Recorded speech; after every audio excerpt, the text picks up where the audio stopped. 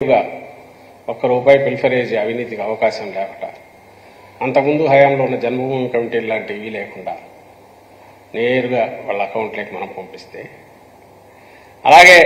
అంటే నేను లెక్కలు భారీగా కనపడేవి చెప్తున్నా 31 లక్షల ఇంటి పట్టాలు కరోనా అయిపోయిన తర్వాత పీరియడ్ అయిపోయిన తర్వాత ఇమ్మీడియట్ మొదలుపెట్టి పూర్తి చేసి కన్స్ట్రక్షన్ కూడా 9 లక్షల ఇల్లు పూర్తి చేసి ఈరోజు రికార్డు బ్రేక్ చేస్తే ఇంకా అలాగే నాడు నేడు కింద అటు పాఠశాలలు కానీ ఇటు ఆసుపత్రులు కానీ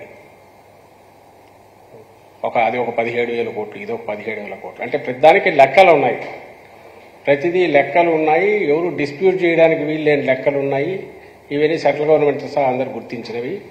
వీవన్నిటికీ ఆధారాలు ఎక్కడున్నాయి అంటే ఆ తర్వాత మనం కన్స్ట్రక్ట్ పూర్తి చేసే అసెట్స్ క్రియేషన్ రైతు భరోసా కేంద్రాలు అయితే సెక్రటేరియట్స్ అయితే విలేజ్ క్లినిక్స్ అయితే నాడు నేడు కింద ఇంతకుముందు అన్నట్టు రూపురేఖలు మార్చడం అయితే ఇవన్నీ అన్డిస్ప్యూట్ నోబడీ కెన్ డిస్ప్యూట్ దిస్ ఇవి ఆంధ్రప్రదేశ్లో పోతే కనపడుతున్నాయి టీబీటీ అనేది నోబడీ కెన్ డిస్ప్యూట్ ఇట్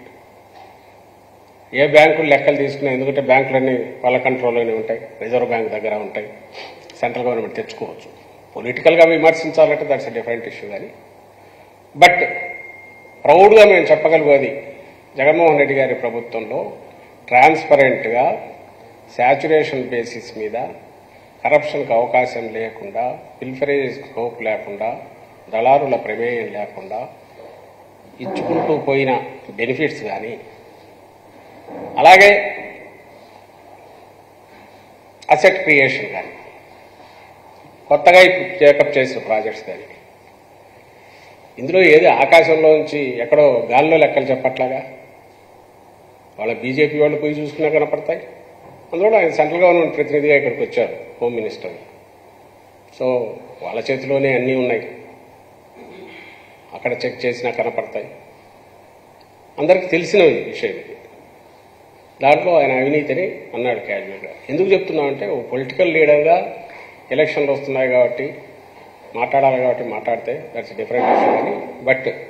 అది అవాస్తవం అని చెప్పడం మా బాధ్యత కాబట్టి ఏదో రాజకీయ విమర్శ కోసం చేశారా అంటే చేసిపోతే పోయారు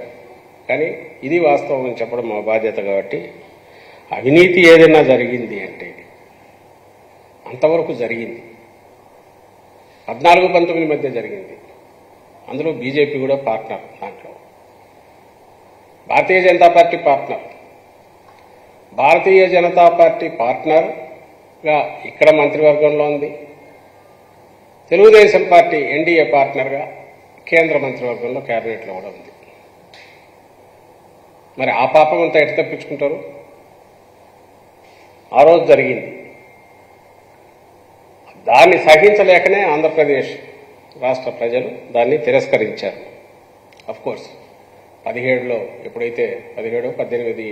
స్టార్టింగ్కో పక్కకు వచ్చింది కాబట్టి బీజేపీ ఆ తర్వాత వాళ్ళే మాట్లాడారు కూడా ఇప్పుడు నేను చూపిస్తాను కాబట్టి మాకు సంబంధం లేదు ఎన్నికలు వచ్చేసరికి అని అనొచ్చు that's a different issue BJP but Chandrababu Naidu అవినీతి చూసి సహించలేకనే ఇంత అవినీతి మేము భరించలేమని చెప్పి మా వల్ల కాదని చెప్పి జనం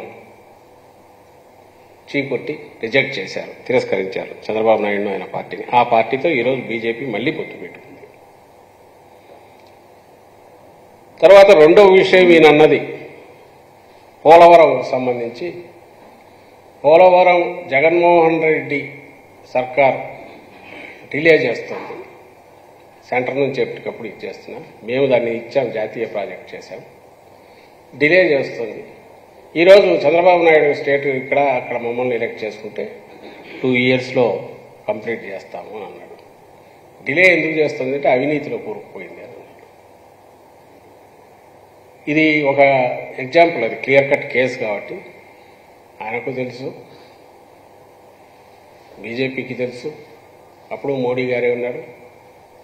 ప్రధానికి ఆయనకు తెలుసు అనే విషయం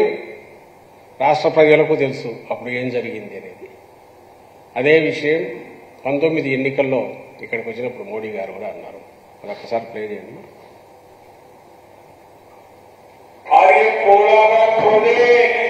किसानों के लिए जिंदगी और मृत्यु का विषय है। पानी का विषय है, माताओं बहनों के लिए पीने का विषय है, लेकिन ये यूटन बाबू के लिए, ये टीडीपी के लिए, ये पोलावरम प्रोजेक्ट एटीएम है, एटीएम उसमें से निकालो और भ्रष्टाचार का खेल खेलते रहो, यही उनका काम है। మీరేమనుకుంటున్నారు? మోడీ గారు ఏమనుకుంటున్నారు? అమిత్ షా గారు ఏమనుకుంటున్నారు? బీజేపీ ఏమనుకుంటుందో ఇంకా ఆయన మోడీ గారి మాటల కంటే వేరే అక్కర్లేదు కదా.